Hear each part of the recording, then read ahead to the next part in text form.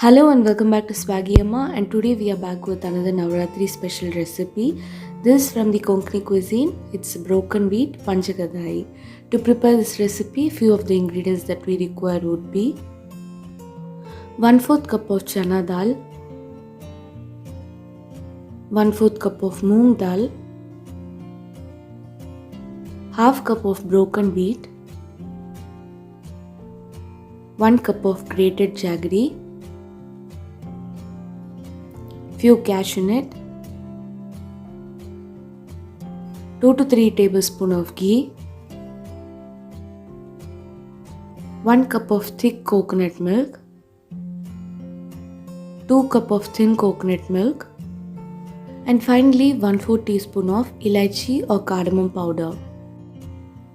Firstly, to begin with, take a thick bottom pan or kadai, and once it's hot enough, lower the flame to low to medium, and into this add the chana dal. Now saute and dry roast this until the chana dal turns aromatic.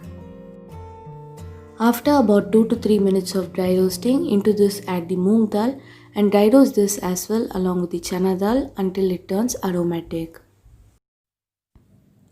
Once the lentils are dry roasted well and they turn aromatic, transfer it into a pressure cooker and add 2 cups of water. Now close this with a lid and pressure cook this for about 4 to 5 whistles in low to medium flame or until the chana dal and moong dal turns soft and mushy. In the meantime, take a saucepan and into that add 1 cup of water and the grated jaggery and mix this well. Now cook this in medium flame until the jaggery dissolves in water. For this recipe, we do not need one string consistency, we just need the jaggery to dissolve in the water. Once done, take another thick bottom pan or kadai, and once the kadai is hot enough, lower the flame to low to medium and add the broken wheat into it. Now saute and dry roast this in low to medium flame until the broken wheat turns slightly aromatic. Once you have dry roasted the broken wheat, into this add 2 cups of second coconut milk. Now give this a good mix and allow this to cook in low to medium flame until the broken wheat is soft and well cooked.